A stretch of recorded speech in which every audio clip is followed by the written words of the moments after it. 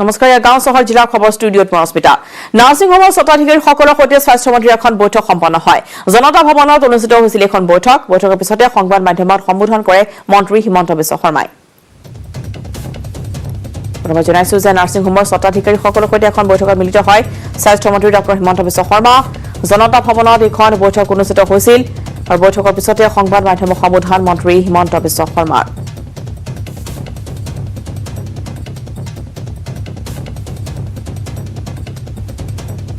ৰাজ্যৰ সেউজীয়া কৰোনা পৰিস্থিতিৰ সন্দৰ্ভত ইতিমধ্যে বৈঠকত মিলিত হৈছে যিসমূহ নাৰ্ছিং হোম সেই নাৰ্ছিং হোমৰ স্বত্বাধিকাৰীসকলৰ সৈতে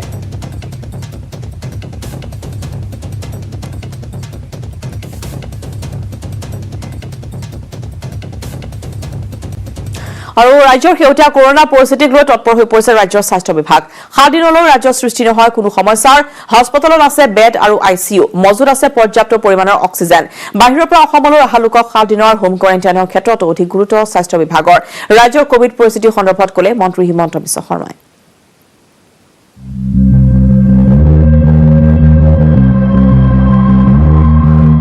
ৰাজ্যত 7 দিনলৈ সৃষ্টি নহয় কোনো সমস্যাৰ হাসপাতালত আছে বেড আইচিইউ মজুত আছে পৰ্যাপ্ত অক্সিজেন ঘোষণা মন্ত্ৰী হিমন্ত বিশ্ব শৰ্মাৰ হস্পিটাল বেডৰ এভেইলেবিলিটি লৈ আমি আলোচনা কৰোঁ আৰু মই ভাবোঁ যে অহা 7 দিনলৈকে স্থিতি সন্তোষজনক হৈ থাকিব বাহিৰৰ পৰা অসমলৈ অহা লোকৰ হোম কোৱাৰেণ্টাইনৰ ক্ষেত্ৰত অধিক গুৰুত্ব দিছে ৰাজ্যৰ স্বাস্থ্য বিভাগে বাহিৰৰ পৰা অহা লোকৰ হোম কোৱাৰেণ্টাইন 7 দিন হোম কোৱাৰেণ্টাইন ব্যৱস্থা নিৰীক্ষণৰ বাবে জিলা উপায়ুক্তৰ নেতৃত্বত গাঁৱে গাঁৱে গঠন হ'ব কমিটি প্ৰতিদিনাই 4000 যাত্ৰী আমাৰ অসমত আহিছে এই যাত্ৰীসকল গাঁৱলৈকে গুচি যায় হোম কোৱাৰেণ্টাইন যাতে গাঁৱত হ'ব পাৰে তাৰ বাবে আমি এখন কমিটি বনাব সিদ্ধান্ত লৈছোঁ গাঁৱৰ গাঁওবুঢ়া পঞ্চায়ত যুৱক সংঘ সকলোকে সামৰি যাতে সেই কমিটিখনে গাঁৱে গাঁৱে হোম কোৱাৰেণ্টাইনটো এফেক্টিভলি এনফৰ্চ কৰিব পাৰে প্ৰতিগৰাকী কৰোনা ৰোগীৰ খাদ্য সামগ্ৰীৰ বাবদ চৰকাৰে দৈনিক ব্যয় কৰিব 300 টকাকৈ অতিৰিক্ত প্ৰয়োজন বোধ কৰা ৰোগীৰ বাবে কেয়াৰ চেণ্টাৰৰ সন্মুখত থাকিব কেণ্টিন প্ৰতি পেচেণ্টৰ বিপৰীতে আমি 300 টকাকৈ দিনে দিয়াৰ বাবে সিদ্ধান্ত গ্ৰহণ কৰিছোঁ প্ৰতিটো কোভিড কেয়াৰ চেণ্টাৰৰ সন্মুখত এখন কেণ্টিন থাকিব যাতে প্ৰয়োজন অনুসৰি কোনোবাই অতিৰিক্ত বস্তু কিনিব খুজিলেও কিনিব পাৰিব পঞ্জীয়নৰ ওপৰত নিৰ্ভৰ কৰিহে 18 বছৰৰ ওপৰৰ লোকক কোভিড ভেকচিন প্ৰদান কৰিব ৰাজ্যৰ স্বাস্থ্য বিভাগে 1 তাৰিখৰ পৰা ভেকচিনৰ অনুমতি হ'ব 28 তাৰিখৰ পৰা ৰেজিষ্ট্ৰেশ্যন হ'ব সেই বিষয়ে অহাকালি আমি ভাৰত চৰকাৰৰ পৰা নিৰ্দেশ পাম ৰেজিষ্ট্ৰেশ্যনৰ সংখ্যা কোন ৰাজ্যত কিমানে ৰেজিষ্টাৰ কৰিলে কিমান ভেকচিন কিনিবৰ কাৰণে তেখেতসকলে অনুমতি দিব 28 এপ্ৰিলৰ পৰা আৰম্ভ হ'ব পঞ্জীয়ন পৰ্ব অৱশ্যে 1 মেৰ পৰা ভেকচিন প্ৰদান কৰিব পৰা হ'ব নে নহয় এই বিষয়ে এতিয়াই নিশ্চিত নহয় ৰাজ্যৰ স্বাস্থ্য বিভাগ সাধাৰণ লোকে 1 তাৰিখৰ পৰা ভেকচিন নাপাব ইফালে আন্তঃৰাজ্যিক সীমান্তৰ কোভিড টেষ্ট সন্দৰ্ভত মন্তব্য মন্ত্ৰীগৰাকীৰ আমিতো ষ্টাম্প মাৰি পঠাইছোঁ এয়াৰপৰ্টৰ পৰা কিন্তু তেওঁলোকে দীঘল চাৰ্ট পিন্ধি লৈছে ষ্টাম্পটো ভিতৰতে সোমাই আছে সেইকাৰণে অলপ ৰাইজেও সতৰ্ক হ'ব লাগিব কেমেৰা পাৰ্চন সঞ্জয় বৰাৰ সহযোগত Bolen Bhattacharya news 18 Assam north east Sonapur Dichang ৰিজৰ্টত তৃতীয়টো দিন অতিক্ৰম কৰিলে কংগ্ৰেছৰ বিভিন্ন সমষ্টিৰ প্ৰাৰ্থীসকলে কোভিডৰ এই পৰিস্থিতিৰ ৰিজৰ্টত অৱসৰ বিনোদন কৰা প্ৰাৰ্থীসকলক কঠোৰ ভাষাৰে সমালোচনা কৰে শাসকীয় বিজেপি বিধায়কে কংগ্ৰেছৰ ৰিজৰ্ট ৰাজনীতি সোণাপুৰৰ দিচাং ৰিজৰ্টত কংগ্ৰেছ প্ৰাৰ্থীৰ তৃতীয়টো দিন নিৰ্বাচনৰ ফলাফলৰ পূৰ্বে হৰ্চ ট্ৰেডিঙৰ আশংকাত কংগ্ৰেছ প্ৰাৰ্থী হৰ্চ ট্ৰেডিঙৰ ভয়ত ৰাজস্থানৰ পিছত এইবাৰ সোণাপুৰৰ দিচাং ৰিজৰ্টত বাহৰ পাতিছে কংগ্ৰেছ প্ৰাৰ্থীসকলে ৰিজৰ্টতে অৱসৰ বিনোদন কৰিছে সুইমিং কৰিছে জিম কৰিছে জিকিৰ কবিতাৰ চৰ্চা কৰিছে প্ৰাৰ্থীসকলে কোভিডৰ এই পৰিস্থিতিত কংগ্ৰেছৰ প্ৰাৰ্থীসকলৰ ৰিজৰ্ট সফৰ কোনোপধ্যেই সমীচীন হোৱা নাই বুলি কয় শাসকীয় বিধায়ক ডাক্তৰ নুমল মমিনে কৰোনাৰ যেটা আতংকৰ পৰিৱেশত এনেধৰণৰ কংগ্ৰেছৰ নাটকটো হ'ব নাপায় আজিৰ ডেটত তেখেতসকলে যিখিনি পইচা খৰচ কৰিছে জলকেলি কৰি ইণ্ডিভিজুৱেলি এটা ৰিচৰ্টত থাকি মনোৰঞ্জনৰ এটা ভোগবিলাসৰ জীৱন যাপন কৰিছে আজি সেইখিনিতে যদি তেখেতসকলে মাস্ক কেইটামান কিনি পেলাই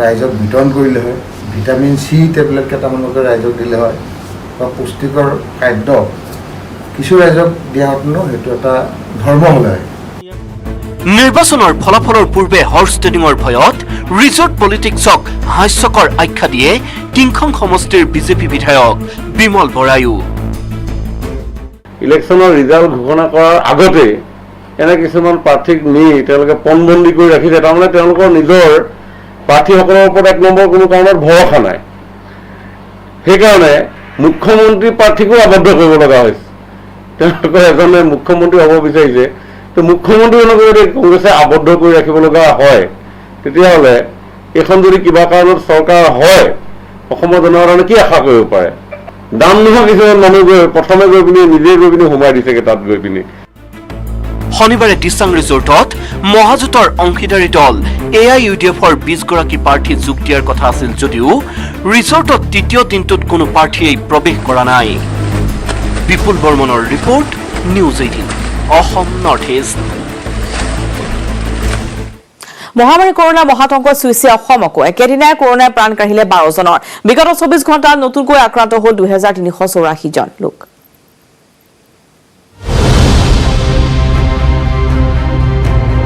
অসমত মহামাৰী কৰোনাৰ সৰ্বগ্ৰাস ভয়ংকৰ পৰিস্থিতিৰ দিশে অসম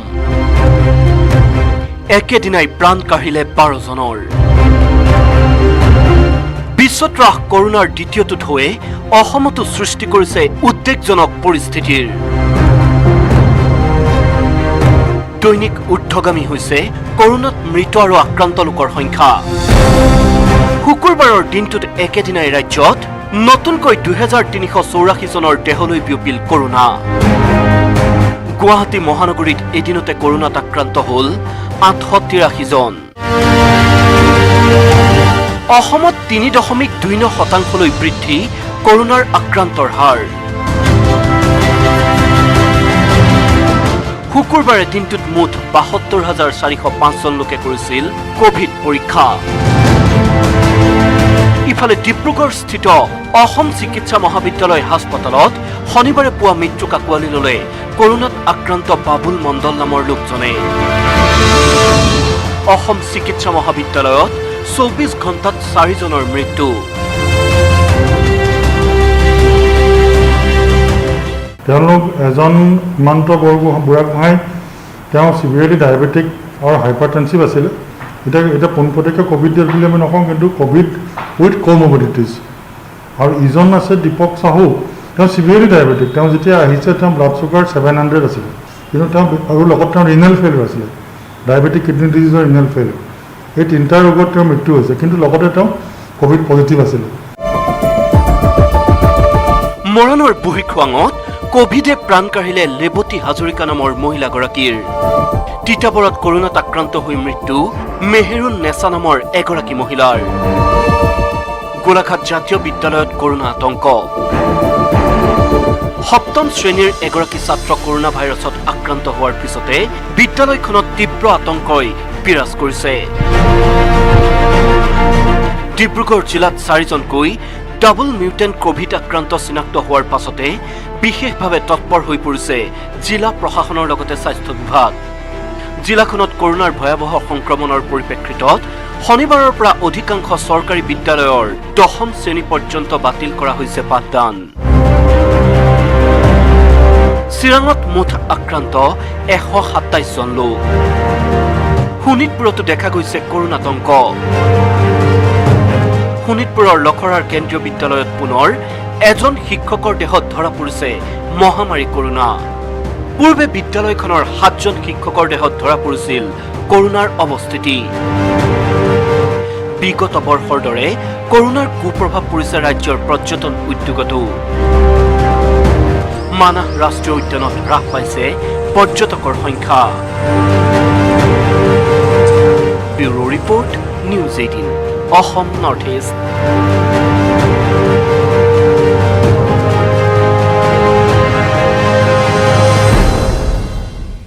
এইখিনি মুহূৰ্তৰ এক ব্ৰেকিং নিউজ। টুইটযোগে দিল্লীৰ মুখ্যমন্ত্ৰীৰ কাটৰ আহ্বান, দেশৰ প্ৰতিখন ৰাজ্যৰ মুখ্যমন্ত্ৰীলৈ আহ্বান, দিল্লীলৈ অক্সিজেন প্ৰেৰণৰ আহ্বান কেজৰিৱালৰ। আমি পুনৰবাৰ জনাইছো যে বৰ্তমান দিল্লীত যিহেতু যথেষ্ট এক অভাৱনীয় পৰিস্থিতিৰ সৃষ্টি হৈছে, এক শোচনীয় অৱস্থা বৰ্তমান দিল্লীৰ হস্পিটেল আৰু সেইবাবে টুইটযোগে দিল্লীৰ মুখ্যমন্ত্ৰীৰ কাটৰ আহ্বান, দেশৰ প্ৰতিখন ৰাজ্যৰ মুখ্যমন্ত্ৰীলৈ আহ্বান জনাইছে কেজৰিৱালে।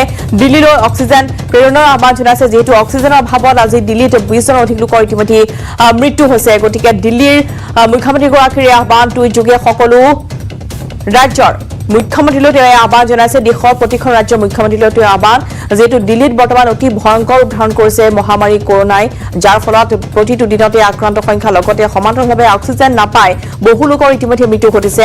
গতিকে দিল্লীলৈ অক্সিজেন প্ৰেৰণৰ তেওঁ আহ্বান জনাইছে, কেন্দ্ৰীয় চৰকাৰলৈ সমান্তৰালভাৱে তেওঁ আহ্বান জনাইছে আৰু সমান্তৰালভাৱে প্ৰতিখন ৰাজ্যৰ মুখ্যমন্ত্ৰীসকললৈ কেজৰিৱালৰ আহ্বান যে দিল্লীলৈ অক্সিজেন প্ৰেৰণ কৰক।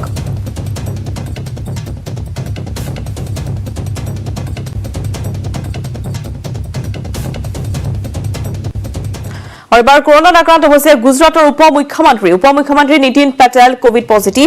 টুইটযোগে এই কথা সদৰি কৰিছে উপমুখ্যমন্ত্ৰীগৰাকীয়ে। গুজৰাটৰ মেহতা হাস্পতালত বৰ্তমান চিকিৎসাধীন হৈ আছে পেটেল। ধন্যবাদ জনাও যে গুজৰাটৰ উপমুখ্যমন্ত্ৰী কৰোণাত আক্ৰান্ত, উপমুখ্যমন্ত্ৰী নীতিন পেটেল কোভিড পজিটিভ। টুইটযোগে এই কথা তেওঁ সদৰি কৰিছে। গুজৰাটৰ মেহতা হাস্পতালত চিকিৎসাধীন পেটেল।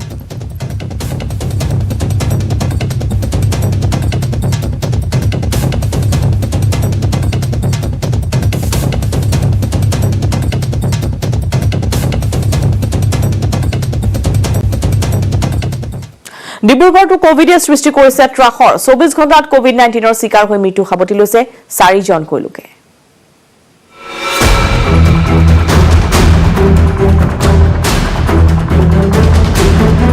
ক্ৰমাৎ এতিয়া ভয়াৱহ ৰূপ লৈছে ডিব্ৰুগড়ত কোভিড পৰিস্থিতিয়ে। ডিব্ৰুগড় অসম চিকিৎসা মহাবিদ্যালয়ত বিগত 24 ঘণ্টাত মৃত্যু হৈছে 4জনকৈ কৰোণা আক্ৰান্ত লোকৰ। শুকুৰবাৰে পুৱা ভাগত ডিব্ৰুগড় অসম চিকিৎসা মহাবিদ্যালয়ত সীমান্ত বুঢ়াগোহাঁই নামৰ এগৰাকী 48 বছৰীয়া লোক, লগতে দীপক চাহু নামৰ এগৰাকী 45 বছৰীয়া লোকৰ মৃত্যু হয়। আৰু নিশা ভাগলৈ অসম চিকিৎসা মহাবিদ্যালয়ত ডলি গগৈ নামৰ এগৰাকী 52 বছৰীয়া মহিলাৰ মৃত্যু হয়। তাৰ লগতে শনিবাৰে পুৱা ভাগত বাবুল মণ্ডল নামৰ এগৰাকী 61 বছৰীয়া লোকে মৃত্যু খাবলগীয়া হয় কৰোণাত। বিগত 24 ঘণ্টাত যিহেতু 4জনকৈ লোকে মৃত্যু খাবলগীয়া হৈছে অসম চিকিৎসা মহাবিদ্যালয়ত, ইয়াৰ পৰা শংকিত হৈ পৰিছে ডিব্ৰুগড়বাসী।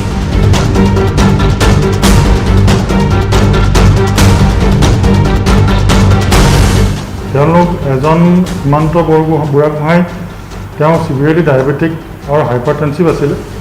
আমি এইখিনিক লগত তেওঁ কোভিড পজিটিভ আছিলে। এতিয়া পোনপটীয়াকৈ কোভিড ডেথ বুলি আমি নকওঁ, কিন্তু কোভিড উইথ কমৰ্বিডিটিজ। আৰু ইজন আছে দীপক চাহু, তেওঁ লাহোৰৰ আছিলে, তেওঁ চিভিয়াৰলি ডায়েবেটিক। তেওঁ যেতিয়া আহিছে তেওঁ ব্লাড চুগাৰ 700 আছিলে, হাইপাৰ অস্মলাৰ ষ্টেটত আছিলে। সেইটো আমি যথেষ্টখিনি কণ্ট্ৰল কৰি পেলাই 300 মানলৈ আনিব পাৰিছিলোঁ, কিন্তু তেওঁ আৰু লগত তেওঁ ৰিনেল ফেইলিয়ৰ আছিলে, ডায়েবেটিক কিডনি ডিজিজৰ ৰিনেল ফেইলিয়ৰ। এই 3টা ৰোগত তেওঁৰ মৃত্যু হৈছে, কিন্তু লগতে তেওঁ কোভিড পজিটিভ আছিলে।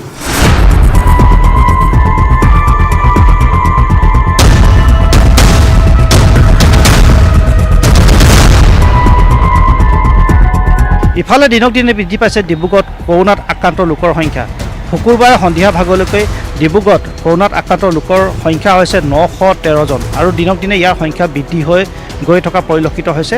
অতি কম সময়ৰ ভিতৰত হয়তো শনিবাৰ দিনটোত ইয়াত 1000 অতিক্ৰম কৰিব। কিন্তু কৰোনাৰ লগত যুঁজিবলৈ এতিয়া সাজু হৈ আছে অসম চিকিৎসা মহাবিদ্যালয়। অসম চিকিৎসা মহাবিদ্যালয়ত প্ৰায় 300 বিচনা সাজু কৰি থোৱা হৈছে কৰোনাৰ ৰোগীৰ বাবে। তাৰ মাজতে 60খন এনে বিচনা আছে যিখিনি ICU-যুক্ত বিচনা সাজু কৰি ৰখা আছে অসম চিকিৎসা মহাবিদ্যালয়ত। আৰু যদি কেনেবাকৈ ৰোগীৰ সংখ্যা আৰু বৃদ্ধি পায় আৰু কিছু বিকল্প চিন্তা তেওঁলোকে কৰিব বুলি ইতিমধ্যেই জনাইছে। আৰু অসম চিকিৎসা মহাবিদ্যালয়ত এতিয়ালৈকে বৰ্তমানলৈকে 50জনকৈ ৰোগী চিকিৎসাধীন হৈ আছে উজনি অসমৰ বিভিন্ন জিলাৰ পৰা অহা। তাৰ ভিতৰতে 4জন লোকক অক্সিজেন যোগান দি থোৱা হৈছে। তেওঁলোক অৱস্থা বৰ্তমান সংকটজনক বুলি আমি জানিব পাৰিছোঁ। আৰু ৰোগীৰ সংখ্যা যিহেতু বাঢ়ি গৈ আছে অসম চিকিৎসা মহাবিদ্যালয়ো তাৰ সমান্তৰালকৈ সাজু হৈ আছে কৰোনাৰ সৈতে যুঁজিবলৈ।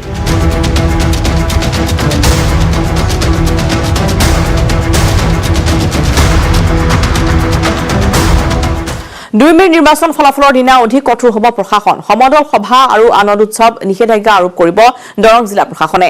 ইফালে প্ৰশাসনৰ তৎপৰতাটো গা লৰা নাই আন একাংশ লোকৰ। কোভিডৰ বিৰুদ্ধে কঠোৰ প্ৰশাসন। 2 মে'ত অসম বিধানসভা নিৰ্বাচনৰ ফলাফল। তাৰ পূৰ্বেই ব্যাপক তৎপৰ হৈছে দৰং জিলা প্ৰশাসন। দৰং জিলাত নিষিদ্ধ সমদল সভা, নহ'ব আনন্দ উৎসৱ, ভিৰ কৰিব নোৱাৰিব ভোট গণনা কেন্দ্ৰত। আনন্দ স্ফূৰ্তিৰ নামত কৰোনা সংক্ৰমণ নকৰিবলৈ ৰাজনৈতিক দলসমূহলৈ এই আহ্বান দৰং জিলা উপায়ুক্ত দিলীপ কুমাৰ বৰাৰ। নিৰ্বাচন ফলাফলৰ সময়ত আমি একদম অতি ক্ষিপ্ৰতাৰে কিছুমান কাম কৰিম যে কোনো জনসমাগম হ'ব নোৱাৰাৰ ব্যৱস্থা কৰিম আৰু সেই ক্ষেত্ৰত আমি প্ৰশাসন সম্পূৰ্ণ কঠোৰ হ'ম। আৰু কাৰণ কোনোবা এজন প্ৰাৰ্থীটো জিকাটো খাটাং, গতিকে সেইটো কাৰণে কোনো আনন্দ ফূৰ্তি হৈ পেলাই হ'বলগীয়া কথা নাই। আৰু গৈ পেলাই যেতিয়া আক্ৰান্ত হ'ব কোনো কাৰো কাষত নাথাকে। এই কথাটো মই সকলোকে অনুৰোধ কৰিছোঁ। যেতিয়া আপুনি আক্ৰান্ত হ'ব আপোনাৰ প্ৰশাসনৰ বাহিৰে আপোনাৰ ওচৰত কোনো নাথাকে, চব আঁতৰি যাব। গতিকে সেই কথাটো মনত ৰাখি আপোনালোকে আনন্দ ফূৰ্তি সীমিত কৰক। আপোনালোকৰ আনন্দ পিছত প্ৰকাশ কৰিব। গতিকে মই প্ৰাৰ্থী, এজেণ্ট আৰু যিসকলে ৰাজনৈতিক কৰ্মী সকলোকে অনুৰোধ কৰিছোঁ আপোনালোকে নিজক অলপ সম্বৰণ কৰক। নিজৰ পৰিয়ালটোক বচাবৰ কাৰণেই আপোনালোকে এইখিনি নকৰিব। ইফালে মহামাৰী কৰোনাই দেশবাসীক শংকিত কৰি তোলাৰ পাছতো যেন ভূক্ষেপ নাই একাংশ লোকৰ। এই দৃশ্য গোৱালপাৰা জিলাৰ পূব প্ৰান্তৰ নৱাগত শিমলী তোলাৰ। মাস্ক নিপিন্ধাকৈ বজাৰলৈ দলে বলে ওলাই আহিল সকলো। যেন কোনো সজাগতা সচেতনতা নাই ৰাইজৰ মাজত। মুখৰ পৰিৱৰ্তে মাস্ক থাকে, বহুতৰে পেণ্ট কিংবা চোলাৰ জেপতহে। কোনোৱে পিন্ধিছে যদিও থুতুৰিতহে। কেমেৰা দেখিহে মনলৈ আহে মাস্ক পিন্ধাৰ কথা। বহুতেই আকৌ পাহৰি যায় মাস্কখন ল'বলৈ। কেৱল এইখন বজাৰতে নহয় আন বজাৰতো প্ৰায়ে দেখা যায় এনে পৰিৱেশ। কামপুৰত মাস্ক নিপিন্ধা লোকৰ বিৰুদ্ধে চলিল আৰক্ষীৰ অভিযানত আৰক্ষীয়ে সংগ্ৰহ কৰিলে হাজাৰ টকাৰ জৰিমনা। মঙলদৈৰ পৰা নৱজ্যোতি মহন্ত, সোণতলীৰ পৰা আব্দুল কালাম আজাদ আৰু বেবেজিয়াৰ পৰা ভাস্কৰ জ্যোতি শইকীয়াৰ report, news 18 Assam north east. মহামাৰী কৰোনাৰ দ্ৰুত সংক্ৰমণে ৰাজ্যৰ পৰ্যটন ক্ষেত্ৰসমূহতো প্ৰভাৱ পেলাইছে। পৰ্যটন ক্ষেত্ৰসমূহত ক্ৰমান্বয়ে কমিছে পৰ্যটকৰ সংখ্যা। বিগত বৰ্ষত লকডাউনে পৰ্যটন ক্ষেত্ৰসমূহৰ লগত জড়িত ব্যক্তি তথা ৰিজৰ্টৰ মালিকসকলক মাধমাৰ সোধোৱাৰ পিছত পুনৰ কোভিডৰ দ্বিতীয় লহৰে প্ৰভাৱ পেলাইছে তেওঁলোকৰ জীৱন জীৱিকাত। পৰ্যটকৰ সংখ্যা কমিছে মানাহ ৰাষ্ট্ৰীয় উদ্যানত। বহিৰাজ্যৰ পৰ্যটকসকলে বাতিল কৰিছে যাত্ৰা, যাৰ ফলত চিন্তিত হৈ উঠিছে পৰ্যটন উদ্যোগৰ সৈতে জড়িত লোকসকল। যিখিনি বাহিৰৰ গেছ বুকিং আছিল সেইখিনি already cancel. Mumbai, Bangalore, west বেংগলৰ পৰা যিখিনি গেছ আমাৰ বুকিং আছিল সেইখিনি মানুহতো অহা নাই। নতুনকৈ এনেকুৱা কোনো গ্ৰুপ নাই যে বেংগলোৰৰ ছাপ'জ গুজৰাটৰ কোনো এটা গ্ৰুপ আহিল, বুকিং হৈছে নৰ্থ ইষ্ট ঘূৰাৰ কাৰণে, সেইবিলাক গ্ৰুপটো কেতিয়াও নাহে আৰু কেঞ্চেল হৈছে। যিবিলাকৰ এডভান্স পে'মেণ্ট লোৱা আছে সেইবিলাকক আমি ৰিটাৰ্ণ কৰিম সময়মতে। কাজিৰঙাৰ পিছত মানাহ ৰাষ্ট্ৰীয় উদ্যানতো কৰোনাৰ দ্বিতীয় লহৰে বাৰুকৈয়ে পেলাইছে প্ৰভাৱ। ৰাষ্ট্ৰীয় উদ্যানখনলৈ অহা পৰ্যটকক উদ্যান কৰ্তৃপক্ষই কৰোনাৰ ৰেপিড টেষ্ট কৰি প্ৰৱেশ কৰিবলৈ দিছে যদিও হ্ৰাস পাইছে দেশীয় পৰ্যটকৰ সংখ্যা। পৰ্যটকৰ সংখ্যা কমাৰ লগে লগে জীপ ছাফাৰী গাইড আদি পৰ্যটন উদ্যোগটোৰ সৈতে জড়িত লোকসকলৰ জীৱন জীৱিকাৰ ওপৰত বাৰুকৈয়ে প্ৰভাৱ পৰিছে যোৱা বছৰৰ প্ৰথম এটা ৰামটাঙন সেইটো হ'ল টুৰিজিম যোৱা বছৰ 17 মাৰ্চলৈকে চলাইছোঁ এইবছৰ যেনিবা আমি একমাহ পালোঁ আৰু মানাসৰ এটা এডভান্টেজ আছে যে এপ্ৰিলৰ মানে মে'লৈকে থাকে মে' জুনলৈকে মানে টুৰিজিমটো চলি থাকে চ' আমি আশা কৰোঁ দুই এটা গেষ্টটো যদি আহে আমাৰ ক'ভিড প্ৰট'কল মানি কিনে তো হোটেল বা গোটেইখিনি আমাৰ এৰিয়াৰ যিখিনি মানুহ পৰ্যটকৰ লগত জড়িত সেইখিনি ভালকৈ চলি থাকিব পাৰিব সকলোৰে আশা শীঘ্ৰেই অন্ত পৰক কৰোনাৰ কালৰূপ আকৌ বিনা দ্বিধাই আহক পৰ্যটক মুছলপুৰৰ পৰা মনোহৰ ৰাজবংশীৰ report news 18 Assam north east আৰু শনিবাৰে পুৱতি নিশা নাগালেণ্ডৰ মন জিলাৰ টকচিংকো নামৰ এক ভিতৰুৱা গাঁৱৰ পৰা মোহিনীৰ মোহন গগৈ আৰু অলকেশ শইকীয়াক উদ্ধাৰ কৰি অভিযান কৰি আৰক্ষী আৰু আছাম ৰাইফলছে কিন্তু এতিয়াও সুসূত্ৰ নাই অপহৃত আনজন কৰ্মচাৰী ৰিতুল শইকীয়া ONGCৰ অপহৃত দুই কৰ্মচাৰীক উদ্ধাৰ নাগালেণ্ডৰ পৰা উদ্ধাৰ মোহিনী মোহন গগৈ আৰু অলকেশ শইকীয়াক এতিয়াও সুসূত্ৰ নাই অপহৃত আনজন কৰ্মচাৰী ৰিতুল শইকীয়াৰ নাগালেণ্ডৰ অতব্য অৰণ্যত ঘনে ঘনে হৈছে সেনা আৰক্ষীৰে উগ্ৰপন্থীৰ সংঘৰ্ষ তিনিদিনীয়া প্ৰচেষ্টাৰ অন্তত কিছু সফলতা লাভ কৰিলে আৰক্ষীয়ে শনিবাৰে পুৱতি নিশা নাগালেণ্ডৰ মন জিলাৰ টকচিংকো নামৰ এখন ভিতৰুৱা গাঁৱৰ পৰা মোহিনী মোহন গগৈ আৰু অলকেশ শইকীয়াক উদ্ধাৰ কৰে অভিযানকাৰী আৰক্ষী আৰু আছাম ৰাইফলছে অভিযানকাৰী দলটোৱে উদ্ধাৰ কৰিছে উগ্ৰপন্থীৰ এটা AK-47 ৰাইফলো ইফালে এই অপহৰণ কাণ্ডত আলফা স্বাধীন জড়িত থকাৰ দাবী শিৱসাগৰৰ আৰক্ষী অধীক্ষকৰ পৰিকল্পিতভাৱে আলফা স্বাধীনে লাকুৱাৰ 8 নম্বৰ GGSৰ পৰা ONGCৰ 3 কৰ্মচাৰীক অপহৰণ কৰা বুলি দাবী কৰিলে আৰক্ষী অধীক্ষকগৰাকীয়ে আলফাক নম্বৰ প্লেটবিহীন মটৰচাইকেল ক্ৰয় কৰি দিয়া বিৰাজ চেতিয়াকো ইতিমধ্যে গ্ৰেপ্তাৰ কৰিছে আৰক্ষীয়ে বিৰাজ চেতিয়াই প্ৰায় একমাহমান আগত এজন মানুহৰ লগত ফেচবুকত চিনাকি হ'ল তেখেতৰ নাম হ'লগৈ বিপ্লৱজ্যোতি মোহন হ'লগৈ আলফা কেডাৰ ফেচবুকৰ থ্ৰুৱেদি টেলিফোন কল কৰি পেলাই এটা আলফাৰ কাৰণে বাইক কিনি দিব কয় আৰু সেইমতে তেখেতৰ একাউণ্টত মানে বিৰাজ চেতিয়াৰ একাউণ্টত 20,000 টকা ডিপজিট কৰা হয় 18,000 টকা দি পেলাই সেই বাইকখন যিখন বাইক ঘটনাস্থলীৰ ওচৰত উদ্ধাৰ হৈছে সেই বাইকখন এই বিৰাজ চেতিয়াই আলফাৰ এই কামটোৰ কাৰণে কিনি দিয়ে ইফালে অপহৃত আনজন কৰ্মচাৰী ৰিতুল শইকীয়াক বিচাৰি অব্যাহত অভিযান নাগালেণ্ডৰ মন জিলাত আছাম ৰাইফলছ আৰু আৰক্ষীৰ অভিযান NSCN-K আলফা স্বাধীনৰ সৈতে 3বাৰকৈ সংঘৰ্ষ অভিযানকাৰী দলৰ NSCN-Kৰ চাৰ্জেণ্ট টিকলং কন্যাকে উগ্ৰপন্থী দলটোক নেতৃত্ব দিয়াৰ সন্দেহ উগ্ৰপন্থীৰ দলটোত 10জন কেডাৰ থকাৰ সন্দেহ অভিযানকাৰী দলৰ ইফালে অলকেশ শইকীয়া আৰু মোহিনী মোহন গগৈক উদ্ধাৰৰ বাতৰিয়ে সকাহ দিছে দুয়োটা পৰিয়ালক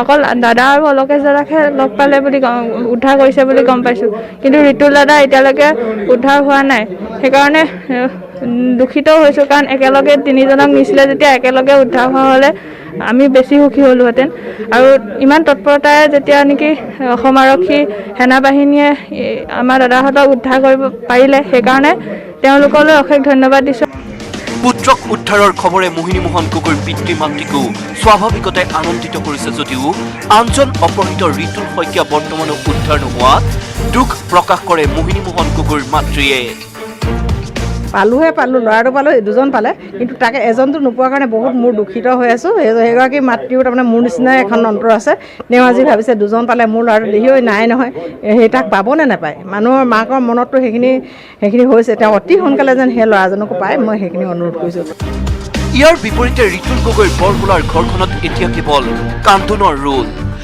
কান্দি কান্দি ৰিতুলৰ অসুস্থ মাতৃয়ে হেৰুৱাই পেলাইছে জ্ঞান ৰিতুলক মুকলি কৰি দিবলৈ অশ্ৰুসিক্ত নয়নেৰে অপহৰণকাৰীলৈ কাটৰ আহ্বান পৰিয়ালৰ আমাৰ ফালৰ পৰা কাটৰ অনুৰোধ কাৰণ ঘৰখনত একেবাৰে অবৰ্ণনীয় মানে পৰিৱেশৰ সৃষ্টি হৈছে কাৰণে এতিকে চোৱা আছে গতিকে বুজাব নোৱাৰা মোৰ ছোৱালীজনী গতিকে সকলো সংগঠন যি সংগঠনে এই কাম কৰিছে তেখেতসকলে এৰি দিয়ক আৰু লগতে অসম চৰকাৰে কি চেষ্টা চলাইছে আৰু ONGC উৰ্ধতম কৰ্তৃপক্ষই কি কৰিছে গতিকে সোনকালে আমাৰ এৰি দিবলৈ বা উদ্ধাৰ কৰিবলৈ সক্ষম হ'বলৈ আমি আহ্বান জনাইছোঁ।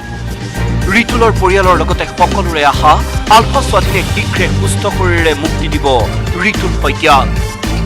Bureau report, news 18 Assam north east. ONGCৰ অপহৃত বিষয়া সন্দৰ্ভত পৰেশ বৰাৰ স্পষ্টীকৰণ। ONGCৰ 3 বিষয়াক শুকুৰবাৰে সন্ধিয়াই মুকলি কৰি দিয়াৰ কথা সদৰি কৰিলে আলফা স্বাধীনে। নাগালেণ্ডৰ এখন গাঁৱৰ এঘৰত থৈ আঁতৰি আহিছিল আলফাৰ স্বাধীন আৰু NSCNKৰ দলে। নিউজ 18ক এই কথা জনালে পৰেশ বৰুৱাই। নিশা 12 বজাত গাঁওখন ঘেৰাও কৰি গুলী চলাইছিল সেনাই। আলফা স্বাধীনৰ লগত বৰ্তমান এজনো ONGCৰ বিষয়া নাই বুলি স্পষ্ট কৰিলে পৰেশ বৰুৱাই। তিনিওজনকে মুকলি কৰি দিয়া হৈছে বুলি মন্তব্য কৰে পৰেশ বৰুৱাই।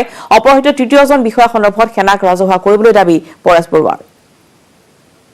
এখন গাঁৱত ৰাখি থৈ আহিছিলে, গাঁৱত ৰাখি থৈ ইহঁতক কৈছে তোমালোকে গুচি যোৱা ভালকে আমাৰ লগত, আৰু আমি নিনো যিহেতু নেকি অসমৰে মানুহ, আমাৰ লগত থাকিলে এতিয়া অনিষ্ট হবা, এতিয়া আমি এৰি দিছো। এটা ঘৰত ৰাখি থৈ আহিছিলো, এই ঘৰত ৰাখি থাকোতে এখন গাঁৱৰ এটা ঘৰত ৰাখি থৈ আহিছে, তেওঁলোক গাঁৱৰ মানুহ খাবলৈ গৈছিলে। এই গাঁওখনত আহি সিহঁতে ধাৰাসাৰে গুলি মাৰিছে, গুলি মাৰি মানুহেতো কৈছিল আমি গাঁৱৰ মানুহ, ইয়াত মানে হেৰি আছে 3জন মানুহ আছে, এনেতো গাঁওবুঢ়াজনে কৈছে বোলে। গাঁওবুঢ়াজনে কোৱাৰ পিছত ইহঁতে শুনা নাই, গুলি মাৰিছে। তাৰপিছত গুলি হেৰি হ'ল, গুলি মানে বন্ধ কৰি সিহঁতে চাৰ্চ কৰিছে গাঁওখন 2জনক পাইছে, আৰু ইজনটো থাকিব লাগে। আৰু কোনোবাই কৈছে এইবাৰ ইজন যিজন আৰু এজন আছিলে না, 2জনে পাইছে, 3জন নাই, কিবা আঘাত পাইছে বুলি কৈছে সিহঁতৰ গুলি। তাততো তেতিয়া আমাৰ ল'ৰা নাছিলে, যে তুমি আঁতৰি দিছে আমাৰ সদস্যক আঁতৰি দিছে ONGC, য'ত নেকি সিহঁতৰ প্ৰায় 500 মান আহিছে মানে 40ৰ পৰা। এতিয়া এই তৃতীয়জন আমাৰ লগতো যোৱা নাই, আমাৰ ল'ৰাৰ লগতো যোৱা নাই, আৰু আমাৰ ল'ৰাই কোনো অনিষ্ট নহবৰ কাৰণে ফলগুৰি মানুহ কোনো অনিষ্ট নহবৰ কাৰণে গাঁৱৰ মানুহক গতাই দি আহিছে, হেৰি কৰি দিবি পঠাই দিবি বুলি। তাৰপিছতে ঘটনাবিলাক হৈছে। এতিয়া কি হৈছে তৃতীয়জন আমিও নাজানো। সেইকাৰণে এইটো গোটেই বস্তুটো হয়তো আমাক দুখ দিব লাগিছে, এইটো আমি সৰিয়ে ইহঁতক পৰিস্থিতিটো বেয়া। যিদিন চিভিলিয়ান সেইটো একো নাই, গাঁৱতে ৰাখি থৈ দিছে, গাঁৱত যাবলৈ কৈছে। গাঁৱৰ মানুহে লৈ চোৱা কথা আছিলে, আৰু লগে লগে তো মানে ইহঁতি আহি কামটো কৰিছে প্ৰায় 12টামান বজাত, ৰাতি 12টামান যিহেতু। তাৰপিছত কণ্টিনিউৱাছলি হৈ আছে, পিছত এইটো হেৰি কৰিছে কি যিহেতু নেকি আগতে এৰি দিছে, যিহেতু দেখিছে এতিয়া আৰু আমি সিহঁতক ৰক্ষণাবেক্ষণ দিব নোৱাৰো, সেইকাৰণে এটা ঘৰত তহঁতি ইয়াতে থাক, গাঁৱৰ মানুহ আছে যেতিয়া চিন্তা কৰিব নালাগে। এতিয়া গাঁৱত কোনো মনা নাই, সি ডাইৰেক্ট মাৰি দিছে, গাঁৱতে গুলীয়া বুলি কৈছে। কোনো ৰকম এতিয়া কৰবাৰ এপেট পোৱা বুলি ক'লেও সেইটো কৰবাৰ সেইটো আমাৰ সদস্যসকলৰ নহয়তো, আমি দাখি ক'ব পাৰো। আমাৰ সদস্যসকল এই ধৰণৰ তেনেকুৱা বাট থকা একে আমাৰ সদস্যসকলে ব্যৱহাৰ কৰা নাই। নাগালেণ্ডৰ মৰণ আৰক্ষী থানাত উপস্থিত অসম আৰক্ষীৰ এটা দল। উদ্ধাৰ হোৱা ONGCৰ 2 অপহৃত বিষয়া কৰ্মচাৰীক অসম ৰাইফলছ সেনাবাহিনীয়ে চমজাব অসম আৰক্ষীক। চৰাইদেউ জিলাৰ উপ আৰক্ষী অধীক্ষক দীপজ্যোতি তালুকদাৰ, চাৰ্কুল ইন্সপেক্টৰ অনিল মৰাণৰ হাতত চমজাব বিষয়া কৰ্মচাৰী 2জনক। এতিয়া সন্ধান নাই আনজন অপহৃতৰ। আগবঢ়াইছো সোণাৰীৰ পৰা এই সন্দৰ্ভত আমাৰ স্থানীয় সংবাদদাতাৰ এক ৰিপৰ্ট। হয়, বৰ্তমান আমি উপস্থিত আছো নাগালেণ্ডৰ মন জিলাৰ যি আৰক্ষী থানা আছে, আৰক্ষী থানাত ইয়াত মন জিলাৰ আৰক্ষী অধীক্ষকৰ কাৰ্যালয় এইটো, আৰু ইয়াত উপস্থিত আছো। বৰ্তমান মোৰ পিছফালে থকা এই কাৰ্যালয়টোতে ONGCৰ উদ্ধাৰ কৰা 2 অপহৃত কৰ্মচাৰী অলোকেশ শইকীয়া আৰু মোহিনী মোহন গগৈ ইয়াত ৰখা হৈছে, আৰু ইয়াত অসম আৰক্ষীৰ এটা দল আহি উপস্থিত হৈছে। সেই অসম আৰক্ষী দলটোৱে তেওঁলোকক ইয়াৰ পৰা অসমলৈকে লৈ যাব। কিন্তু আটাইতকৈ তাৎপৰ্যপূৰ্ণ কথাটো হৈছে যে এই পৰ্যন্ত যি ৰিতুল শইকীয়া আনজন আছিলে, তেওঁক এতিয়ালৈকে সন্ধানহীন হৈ আছে, তেওঁৰ সন্ধান সূত্ৰ উলিয়াব পৰা নাই। আমি জানিব পৰা মতে নাগালেণ্ডৰ মন জিলাৰ টটক চিংনিউ যি গাঁও আছে, সেই গাঁৱত জোৰদাৰ অপাৰেশ্যন চলাই আছে, চাৰ্চ অপাৰেশ্যন চলাই আছে। কিন্তু এই পৰ্যন্ত আনজন তৃতীয়জন কৰ্মচাৰী ONGCৰ অপহৃত কৰ্মচাৰীক কিন্তু বিচাৰি তেওঁৰ সংসূত্ৰ উলিয়াবলৈ সক্ষম হোৱা নাই, যাকে লৈ এতিয়া সমগ্ৰ ঘটনাটো অধিক গম্ভীৰ হৈ পৰিছে। ইয়াৰ বিপৰীতে কিন্তু আলফা স্বাধীনৰ ফালৰ পৰাও তেওঁলোকৰো প্ৰেছ বিবৃতি প্ৰদান কৰা হৈছে, তেওঁলোকেও বিভিন্ন ধৰণৰ কথা তেওঁলোকে উল্লেখ কৰিছে, পৰেশ বৰুৱাই উল্লেখ কৰিছে। কিন্তু ইয়াৰ মাজতে এটা কথা অতি তাৎপৰ্যপূৰ্ণ হৈছে, বিবেচিত হৈছে যে আনজন যি ৰিতুল শইকীয়া, আনজন ONGCৰ অপহৃত কৰ্মচাৰী, এই পৰ্যন্ত কোনো সংসূত্ৰ নাই। কিন্তু দুগৰাকী যি উদ্ধাৰ হৈছিলে তেওঁলোকক ইয়াত ৰখা হৈছে আৰু কিছু সময় পিছতেই অসম আৰক্ষীৰ যি চৰাইদেউ আৰক্ষীৰ অতিৰিক্ত আৰক্ষী অধীক্ষকক প্ৰমুখ কৰি এটা দল ইয়াত আহি উপস্থিত হৈছে। এই দলটোৱে লৈ যাব, অসমলৈকে লৈ যাব তেওঁলোক দুজনক, অলোকেশ শইকীয়া আৰু মোহিনী মোহন গগৈক লৈ যাব। কিন্তু ৰিতুল শইকীয়াৰ যিহেতু সংসূত্ৰ এতিয়ালৈকে নাই আৰু আমি জানিব পাৰিছোঁ যে 35 অসম ৰাইফল, নাগালেণ্ড পুলিচ আৰু 12 অসম ৰাইফলৰ জোৱানসকলে পুনৰ আৰু কিছু সময়ৰ পিছতে অৰ্থাৎ আন্ধাৰ হোৱাৰ লগে লগে আকৌ অভিযান চলাব বুলি টটক চিমনিউ যি গাঁও আছে সেই গাঁৱত চলাব বুলি আমি ইতিমধ্যে জানিব পাৰিছোঁ। কিন্তু এতিয়া পৰৱৰ্তী আৰু তেওঁক উদ্ধাৰ কৰিবলৈ সক্ষম হয় নে নহয় সেয়াহে হ'ব লক্ষণীয়। ৰিতুল শইকীয়াৰ নিৰ্দেশ সন্দৰ্ভত প্ৰতিক্ৰিয়া প্ৰকাশ কৰিছে তেখেতৰ ভাতৃয়ে। পৰেশ বৰুৱা মহাশয়ে আমি আজি 4-5 দিনে কাটৰ অনুৰোধ জনোৱা থকা স্বত্তেও কোনে অপহৰণ কৰিছে আমাক এবাৰ জনাই দিয়ক কোৱা স্বত্তেও কোনো একো নজনাই, বিবৃতি নিদিয়াকৈ কিয় ঘোৰ জংঘলৰ মাজত 3জন অপহৃতক এৰি থৈ যাবলগীয়া হ'ল, কি পৰিস্থিতিত এৰিবলগীয়া হ'ল সেই কথা 1 নম্বৰ আমাক উত্তৰ দিব লাগিব। দ্বিতীয়তে, এৰি যোৱাৰ পিছত চেগা চৰুকাকৈ 3বাৰকৈ সংঘৰ্ষত লিপ্ত হৈছে ভাৰতীয় সেনা আৰক্ষীৰ মাজত। কাৰ লগত সংঘৰ্ষ হৈছিলে আৰু সংঘৰ্ষত AK চিৰিজৰ এটা ৰাইফল পাইছে, সেই ৰাইফলটোৰ কাৰ আছিলে, সকলো তথ্য উত্তৰ দিব লাগিব। আৰু দ্বিতীয়তে, অপহৃত হোৱাৰ 3জনৰ 2জনক উদ্ধাৰ কৰাৰ পিছত ৰিতুল শইকীয়াক কিয় ক'ত হেৰাই গ'ল, কি হ'ল সেই প্ৰশ্ন আৰক্ষী প্ৰশাসনৰ লগত যদি আছে তেওঁলোকেও অনতিবিলম্বে জনালে আমাৰ পৰিয়ালটো উপকৃত হ'ব বুলি মই আশা কৰিছোঁ। সময় হৈছে আন এটা বিৰতি।